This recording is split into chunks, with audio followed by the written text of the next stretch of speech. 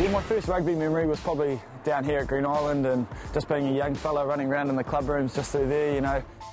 It was often a cold morning here at Green Island, so, you know, you might have a thermal on and, you know, it was just good to be out there, and I always enjoyed Saturday morning waking up and knowing that it was time to play rugby. His skill set was outstanding. He was throwing long balls off left and right hand and just identifying space really well. And I talked to this gentleman after the game. I said, look, hey, what's that guy's name? And he goes, oh, his name's Ben. I was like, oh yeah, who's he play rugby for? And he goes, well, he's just come back from Bristol. He's done a year over there after school. I was like, so he's got no club? He goes, well, he's a local boy. I was like, oh, is he? So rang Ben up and I said, look, Ben, if you're keen to play Premier Rugby, come down and have a look. We're having a training run. Come and meet the head coach, Lawrence Graham. We're definitely interested in him, and we look at you. And he goes, oh yeah, okay. And he come on down, and that was it. He was hooked. As a coach, he was just a dream to coach. He just wanted to learn. He was just a sponge. We asked the question, where do you want to play? Don't care. I just want to be on the field. And that's all you can ask from the young lads. So. After that first 4 or 5 games, half a season, everybody was starting to talk about Ben Smith and wonder where this guy come from and what the hell was he doing there, sort of thing. Why wasn't he playing in town?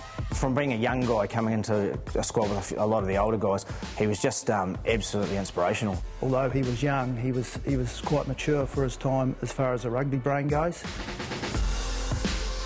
It's always good to come back to the club. You know, you see a few familiar faces, and then, you know, the likes of Dean and Lawrence. You know, it's always good to catch up with those guys and see what they've been up to. And after the last game, he flew back in and Slade dropped him off at the club. He got straight off the plane, come straight to the club and had a couple of beers with the boys before they finished the year off with the Highlanders. And it's just, you know, that's Ben. He didn't have to.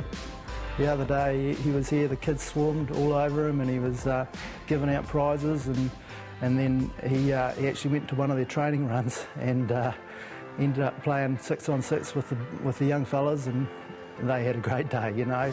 Those 14 lineouts. Competitive. It didn't matter what we're doing, he's competitive as hell. Likes to win.